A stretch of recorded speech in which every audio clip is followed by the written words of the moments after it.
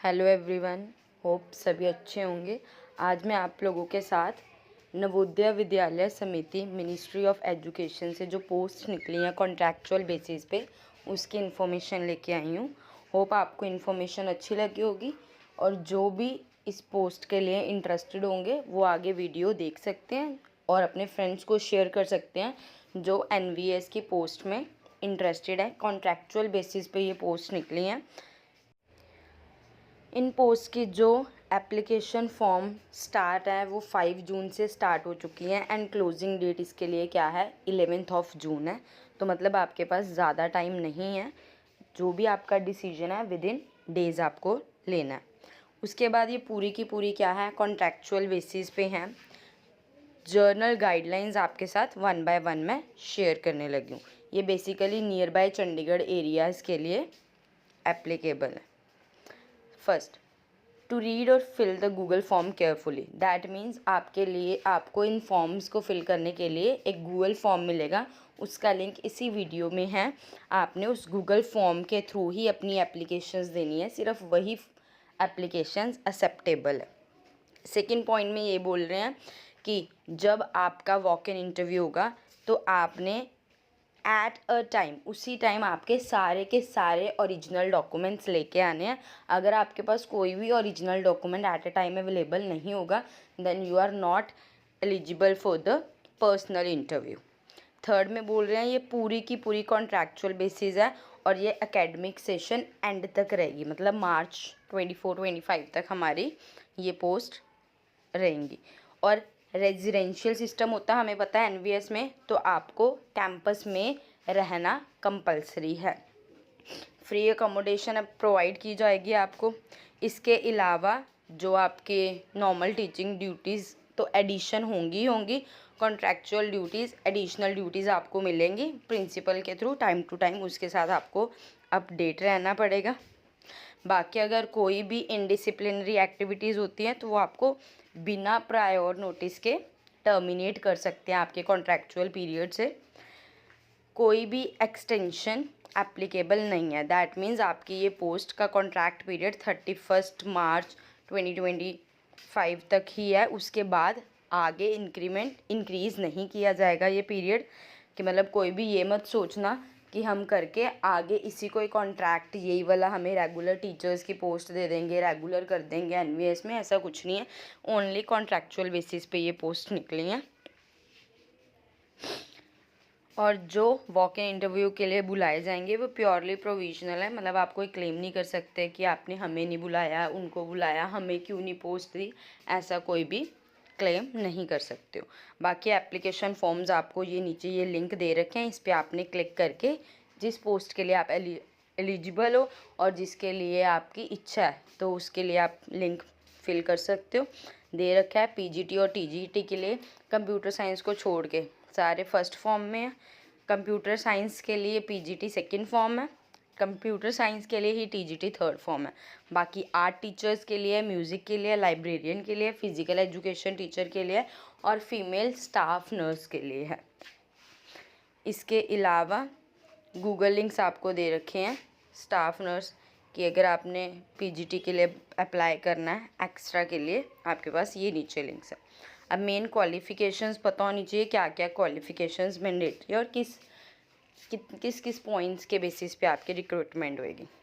पहली बात तो जो पीजीटी पोस्ट के लिए एलिजिबल क्राइटेरिया क्या है, 50% आपके मास्टर्स के मार्क्स होने चाहिए। सेकंड, बीएड डिग्री आपके पास मैंडेटरी होनी चाहिए और हिंदी और इंग्लिश में आपकी फ्लुएंसी अच्छी होनी चाहिए। इसके अलावा जो इंटीग्रेटेड कोर्स कर रहे हैं 4 इयर्स वाला, उनके लिए बीएड एज सच मैंडेटरी नहीं है। डिज़ायरेबल में भी इन्होंने लिखा हुआ है कि अगर टीचिंग एक्सपीरियंस मिल जाए सेम ही रिकॉग्नाइज स्कूल में, वेल एंड गुड है। अगर एक्सपीरियंस आपका रेजिडेंशियल स्कूल में ही हो तो और अच्छी बात है। कंप्यूटर एप्लीकेशंस की नॉलेज और रीजनल लैंग्वेजेस की आपको नॉलेज हो सके। कंप्यूटर साइंस के लिए कंप्यूटर्स में मास्टरी होनी चाहिए, या आपने एमटेक और एमए कंप्यूटर साइंस में किया हो या आईटी से किया हो और बीएड आपकी मैंडेटरी है। टीजीटी पोस्ट के लिए आपकी क्या होती है, कंप्यूटर्स में बैचलर्स ऑफ कंप्यूटर एप्लीकेशन हो गई, बीएड हो गई और सीटेट की पेपर 2 जो आपका क्लियर होना चाहिए। ठीक है। बाकी सारी टीजीटी पोस्ट के लिए यही है, आपके पास क्या 4 ईयर्स इंटीग्रेटेड कोर्स होना चाहिए 50% मार्क्स के साथ, या आपके पोस्ट ग्रेजुएशन में 50% मार्क्स और अबव आए हों। उसके अलावा आपके पास बीएड डिग्री होनी चाहिए और सीटेट आपका क्लियर होना चाहिए, और इंग्लिश और हिंदी में आपकी प्रोफिशिएंसी होनी ही चाहिए। बाकी जो डिज़ायरेबल है वो सेम ही रहेंगी हर की पोस्ट के लिए। कंप्यूटर की नॉलेज, रेजिडेंशियल स्कूल का एक्सपीरियंस या नॉर्मल किसी भी स्कूल का आपके पास एक्सपीरियंस है तो आपको एडवांटेज मिलेगी। बाकी हिंदी के लिए हिंदी चाहिए, इंग्लिश के लिए इंग्लिश चाहिए, मैथ्स के लिए कॉरस्पॉन्डिंग आप चेक कर सकते हो कि आपको कौन सी पोस्ट के लिए आप एलिजिबल हो, उसके कॉरस्पॉन्डिंग आप फॉर्म फिल कर सकते हो। सोशल साइंस के लिए कर सकते हो, थर्ड लैंग्वेज के लिए कर सकते हो, आर्ट टीचर्स के लिए फ़ाइन आर्ट्स में डिग्री होनी चाहिए, फ़िज़िकल एजुकेशन के लिए फ़िज़िकल एजुकेशन में बैचलर्स डिग्री होनी चाहिए, म्यूज़िक टीचर्स के लिए डिग्री इन म्यूज़िक होनी चाहिए, और लाइब्रेरियन के लिए डिग्री इन लाइब्रेरी साइंस में मांगी है। बाकी सारा कुछ सेम है, इंग्लिश और हिंदी की प्रोफिशिएंसी और डिज़ायर्ड क्वालिफ़िकेशंस में सेम, कि आपके पास किसी पर्टिकुलर स्कूल का या रेजिडेंशियल स्कूल का एक्सपीरियंस या कंप्यूटर एप्लीकेशन की नॉलेज। नेक्स्ट, आपकी अपर एज लिमिट कितनी होनी चाहिए, कैटेगरी वाइज है 50 ईयर्स होनी चाहिए as per 1 July of the year of engagement. Like आप इस ईयर में इंगेज हो गए तो आपका 2024 तक 1 जुलाई तक आपकी अपर एज लिमिट कितनी होनी चाहिए, 50 होनी चाहिए। और अगर आप गवर्नमेंट स्कूल से हो, टीचर्स हो, तो आपकी मैक्सिमम एज 65 हो सकती है। अब आपको वेटेज मतलब मार्क्स आपके कैसे कैलकुलेट होंगे, आप कैसे नज़दीक जा सकते हो कि हाँ मेरे को कॉल आ सकती है, मैं पर्सनल इंटरव्यू के लिए अपेयर हो सकती हूँ, एक्सेट्रा एक्सेट्रा। तो उन्होंने वेटेज आपको दे रखी है पीजीटीज़ के लिए सारी। अगर आपके पास क्वालिफिकेशन एसेंशियल वाली है then you will get 40 marks. तो वेटेज आपकी है, सबसे पहले एसेंशियल क्वालिफिकेशन सभी की होगी तो मतलब आपके 40 मार्क्स तो फिक्स ही होगी, 40 मार्क्स आपको मिल गए। उसके बाद अगर आपके पास बीएड है, सारे के सारे सर्टिफिकेट्स आप एट अ टाइम लेके जाओगे तो आपके 10 मार्क्स वो फिक्स हो गए। नेक्स्ट, अगर आपके पास उससे हायर क्वालिफिकेशन है जैसे पीएचडी, एमफिल या एमएड की हुई है तो एक्स्ट्रा 10 मार्क्स आपको एडवांटेज मिलेगी। उसके अलावा आपके एक्सपीरियंस के ऊपर 15 मार्क्स हैं, मतलब 2 marks for each completed session in a residential school. मतलब आपने अगर 1 साल लगाया तो आपको 2 मार्क्स, 2 ईयर्स लगाए हैं तो ऑटोमेटिकली 4 मार्क्स हो जाएंगे रेजिडेंशियल स्कूल में। अगर आपके नॉन रेजिडेंशियल स्कूल में आपका एक्सपीरियंस है तो 1 mark for the each session आपको काउंट करेंगे वो। अगर आपने 6 मंथ से ज़्यादा काम किया वो भी आपका as a count of 1 year ही काउंट होगा, मतलब 1 मार्क मिलेगा आपको, डिपेंड अपॉन आपने रेजिडेंशियल स्कूल में वर्क करा है या नॉन रेजिडेंशियल स्कूल में वर्क करा है। तो आपके 75 में से टोटल मार्क्स होंगे, अकॉर्डिंगली जैसे जैसे आपके मार्क्स होंगे वैसे वैसे आपकी चांसेस जो हैं वो ज़्यादा है अपीयर होने के लिए। सेम है टीजीटीज़ के लिए, टीजीटी में क्वालिफिकेशन एसेंशियल के लिए 40 मार्क्स है, हाई क्वालिफिकेशन के लिए अगेन क्या है 10 मार्क्स है। उसके अलावा बीएड और सीटेट के 5 हैं।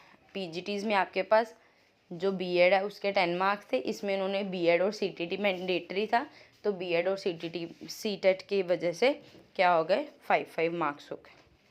ठीक है। बाकी एक्सपीरियंस का सेम क्राइटेरिया 15 मार्क्स का, अगर 2 मार्क्स मिलेंगे रेजिडेंशियल स्कूल के एक्सपीरियंस के लिए एंड 1 मार्क मिलेगा आपको नॉन रेजिडेंशियल स्कूल के एक्सपीरियंस के लिए। आर्ट टीचर की क्वालिफिकेशन में क्या है, असेंशियल में अगेन 40 मार्क्स है। नेक्स्ट हायर असेंशियल में आपके पास 10 मार्क्स आ गए। उसके बाद अगर आपको स्टेट पे नेशनल लेवल में कोई अचीवमेंट मिली है तो आपके 15 मार्क्स हो जाएंगे। स्टेट लेवल के लिए 10 मार्क्स है और नेशनल लेवल के लिए 15 मार्क्स है। और बाकी आपका एक्सपीरियंस, किसी स्कूल में आपने कितने ईयर्स पढ़ाया उसी हिसाब से 15 मार्क्स में से आपको मार्क्स दिए जाएंगे। Same as music teacher 40 marks आपके एसेंशियल क्वालिफिकेशन के लिए, 5 मार्क्स आपके हायर क्वालिफिकेशन के लिए और एक्स्ट्रा 5 मार्क्स आपकी additional qualification other than the essential subject में। अगर आपके पास कोई एडिशनल जैसे वोकल में होगी, डांस में होगी, एडिशनल क्वालिफिकेशन है तो 5 मार्क्स उसके लिए मिले जाएंगे। बाकी अगेन बाकी दोनों पॉइंट सेम है। स्टेट लेवल में कोई प्राइज़ है आपके पास तो 10 मार्क्स है, नेशनल लेवल में है आपके पास तो 15 मार्क्स है, एक्सपीरियंस के बेसिस पे 15 मार्क्स है। इसमें आपका 80 मार्क्स की वेटेज है। आर्ट और म्यूज़िक टीचर्स के लिए 80 मार्क्स की है, पीजीटीज़ एंड टीजीटीज़ के लिए 75 मार्क्स की वेटेज है। फिजिकल एजुकेशन में भी सेम है, 40 मार्क्स आपके एसेंशियल क्वालिफिकेशन के लिए, हायर क्वालिफिकेशन के लिए 5 मार्क्स है। एमएससी की हुई है आपने, देन अगेन 5 मार्क्स है। अवार्ड्स के लिए 15 है और एक्सपीरियंस के लिए अगेन 15 मार्क्स है। Same criteria as followed in above post. Clear. Next is librarian के लिए अगेन 75 मार्क्स का क्राइटेरिया आ गया। Essential qualification 40 marks, higher qualification 10 marks. Presentation of papers in seminars, कैसे आपने पेपर्स को प्रेजेंट किया हुआ है, it is also 5 marks. And any certificate और डिप्लोमा कंप्यूटर्स में आपके पास है तो उसके एक्स्ट्रा 5 मार्क्स है और 15 मार्क्स आपका एक्सपीरियंस का, जो 2 marks for the residential school and 1 mark for the non residential school yearly आपके काउंट होंगे। अब कितनी आपको रिन्यूमरेशन ऑफर की जा रही है? पीजीटीज़ के लिए आपको 35,750 करी जा रही है, टीजीटीज़ के लिए और बाकी कैटेगरीज़ के लिए 34,125 rupees per month, and for female staff nurse 34,125 per month. हाँ, अगर कोई हार्ड स्टेशन आपको मिल जाता है तो उसके कॉरस्पॉन्डिंग चेंजेस हैं। जो पीजीटीज़ है उसकी 42,250, for TGTs 40,625 and for female staff nurse again 40,625। बाकी अब इन्होंने फीमेल स्टाफ नर्स के लिए गाइडलाइंस दे रखी हैं कि आपकी बीएससी नर्सिंग से होनी चाहिए, किसी भी रिकॉग्नाइज्ड यूनिवर्सिटी से होनी चाहिए, post basic BSc nursing from the recognised university. Second उन्होंने बोला हुआ है रजिस्टर्ड एज अ नर्स और nurse midwife with any state nursing council के साथ आप रजिस्टर्ड होने चाहिए, और 2.5 ईयर्स का आपके पास minimum experience in minimum 50 bedded hospital after acquiring above, मतलब ऊपर के साथ साथ आपके पास ये 2.5 ईयर्स वाला एक्सपीरियंस की एसेंशियल क्वालिफिकेशन में मांगी गई है। और इसके मार्क्स को उन्होंने कैसे वेटेज किया हुआ है? +2 के मार्क्स आपके 20 मार्क की वेटेज देंगे, बीएससी ऑनर्स के कोर्स के मार्क्स आपके 40 मार्क्स देंगे, एक्सपीरियंस आपके पास है तो उसके कॉरस्पॉन्डिंग आपको 10 मार्क्स आ जाएगा। अगर 2.5 ईयर से ज़्यादा का एक्सपीरियंस है आपके पास तो 10 मार्क्स और हो जाएंगे, और इधर भी same criteria 2 marks completed year के हिसाब से आपके ये 10 मार्क्स की वेटेज सेट की गई है, मतलब इसमें भी आपके 80 मार्क्स की है।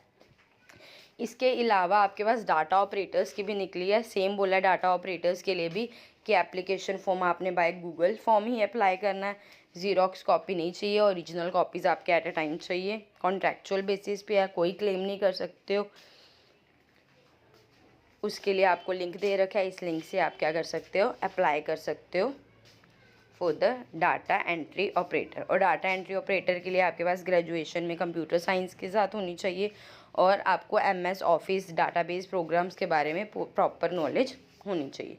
मार्क्स का क्राइटेरिया इन्होंने कैसे करा हुआ है काउंट? ग्रेजुएशन है आपके पास तो 50 मार्क्स जाएगी, पोस्ट ग्रेजुएशन है तो एडिशनल 10 मार्क्स जाएंगे, और एक्सपीरियंस के अगेन 10 मार्क्स हो जाएंगे, 2 marks for each completed years. Personal skill अलग होगा 30 मार्क्स का, जिसमें आपके एमएस ऑफिस की और डाटाबेस प्रोग्राम्स की एफिशिएंसी चेक की जाएगी, और जो इसकी पे स्केल है वो 22,000 पर मंथ है। होप आपको ये वीडियो अच्छी लगी होगी। जिनको भी एनवीएस का एक्सपीरियंस चाहिए उनके लिए ये अच्छी वैकेंसीज आई हुई हैं। आप गूगल फॉर्म पे जाके अपना फॉर्म फिल कर सकते हो। 4-5 डेज़ के लिए ही ये पोस्ट निकली हुई हैं, तो ज़्यादा टाइम वेस्ट ना करते हुए आज के आज ये फॉर्म फिल कर दो, और जो आपके फ्रेंड्स लगता है जिनको नीड है आप उनके साथ ये वीडियो शेयर कर सकते हो। Thank you.